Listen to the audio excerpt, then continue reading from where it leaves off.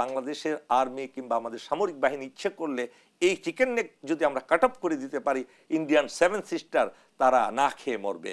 এই ধরনের একটা স্ট্র্যাটেজিক লোকেশনের জন্য তারা ভয়ে ভীত হয়ে আমাদের দেশটাকে দখল করতে চায়।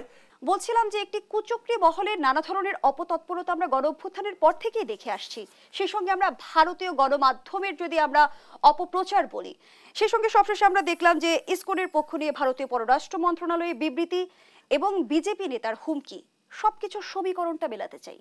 আমি প্রথমেই আপনাকে এবং দেশ টিভিকে আন্তরিক ধন্যবাদ জানাচ্ছি এজন্য যে দেশের একটা বিশেষ ক্রান্তি লগ্নে অত্যন্ত গুরুত্বপূর্ণ একটি জাতীয় নিরাপত্তা সংক্রান্ত বিষয়ে আপনারা আলোচনার অবতারণা করেছেন। এটা আমি দৃঢ় কণ্ঠে বলতে চাই, এই বাংলাদেশ নামক দেশটিকে ইন্ডিয়া কোনো দিন একটি স্বাধীন সার্বভৌম দেশ হিসেবে স্বীকার করে নেয়নি। এখন বলতে পারেন তারা স্বীকৃতি দিয়েছে, এগুলো হলো উপরের একটা আবরণ মাত্র। তারা প্রতিটি মুহূর্তে 1947 সালের 14 আগস্ট থেকে প্রতিটি মুহূর্তে এই দেশটিকে গলা টিপে মেরে তারা সেটাকে বক্ষণ করতে চাচ্ছে এবং সেটার বহিঃপ্রকাশ ঘটেছে একটার পর একটা ঘটনা দিয়ে। আপনি যদি 1947 সালের 14 আগস্ট থেকে প্রতিটি ঘটনা একটার পর একটা আপনি গবেষণা করেন, তাহলে দেখবেন যে ইন্ডিয়ার হেজিমনি যেটা ষড়যন্ত্র এই দেশটায় প্রতি মুহূর্তে লেগে আছে, সেটারই চূড়ান্ত আমার মনে হয় একটা বহিঃপ্রকাশ হচ্ছে ইদানিং। সেটা কেমন, আমি পিছনে না যে বর্তমান নিকট যে অতীত সেই নিয়ে দু একটা আপনাদেরকে বলতে চাচ্ছি। এই ফ্যাসিস্ট হাসিনা, যেটা ফ্যাসিস্ট আওয়ামী লীগ, এই সরকারটা এই দলটাই গঠন করেছিল ইন্ডিয়ার অর্থায়নে, ইন্ডিয়ার সরাসরি তাদের হস্তক্ষেপে এই দলটি বাংলাদেশকে ধ্বংস করার জন্য তারা তৈরি করেছিল সেই অনেক আগে। মুসলিম লীগ থেকে বের হয়ে একটা দল, প্রথমে আওয়ামী মুসলিম লীগ, আবার আওয়ামী মুসলিম লীগ ভেঙে সেটাকে আওয়ামী লীগ করা হয়েছিল। এই আওয়ামী লীগ এবং ছাত্রলীগ এই দুটি সংগঠন সে সময়ে এটা একদম অনেক প্রমাণ আছে যে এরা সরাসরি ইন্ডিয়ার আনুগত্যে একটি দল, আনুগত্যপরায়ণ একটি দল, এবং ইন্ডিয়ার অর্থায়নে ইন্ডিয়ার শক্তি দিয়ে, সর্বশক্তি দিয়ে এই দুটি দলকে ফ্রন্ট লাইনে নিয়ে এসছে এই দেশটাকে চিরতরে ধ্বংস করার জন্য।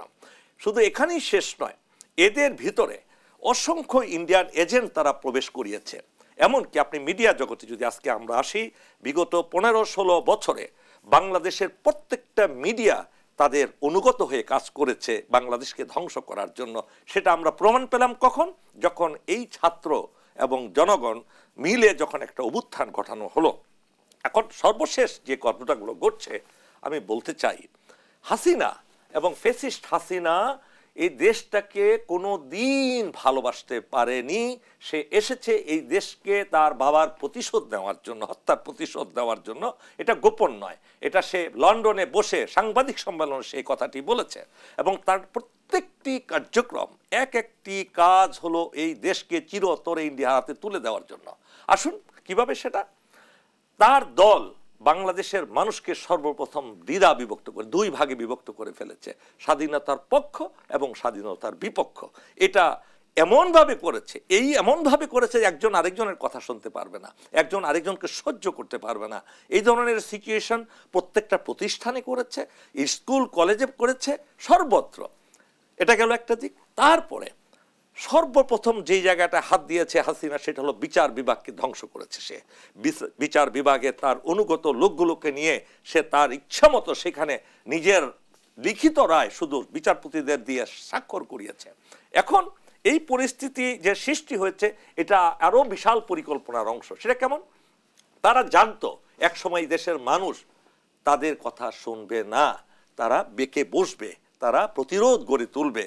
তখন তারা শুরু করলো এই দেশকে এই দেশের সমস্ত অর্থবিত্ত, বিদেশি যত যেটাকে বলা হয় আমাদের ফরেন রেমিটেন্স বলেন, একটা দেশের সঞ্চয় বলেন, যেটাকে বলা হয় রিজার্ভকে শূন্য করে দিয়েছে।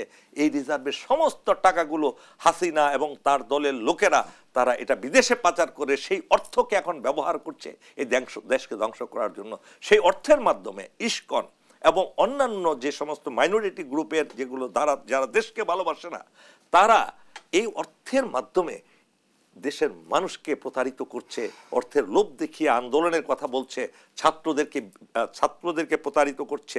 এমনকি আপনার রিক্সাওয়ালা থেকে শুরু করে যারা দেশের বিভিন্ন খেটে খাওয়া মানুষ, তাদেরকে বিভিন্ন লোভে ফেলে দিয়ে দেশে একটা বিশৃঙ্খল পরিস্থিতি তৈরি করছে একদিকে।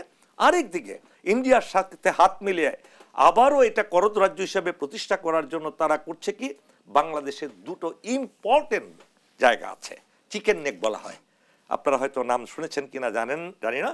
একটা হলো আমাদের পঞ্চগড়, যেটা তেঁতুলিয়া থেকে মাত্র 21 কিলো, একটা চিকন একটা জায়গায় 21 কিলোমিটার যেটা ব্যাসার্ধ প্রস্থ, সেই জায়গাটা ইন্ডিয়ার জন্য একটা ভয়ঙ্কর জায়গা।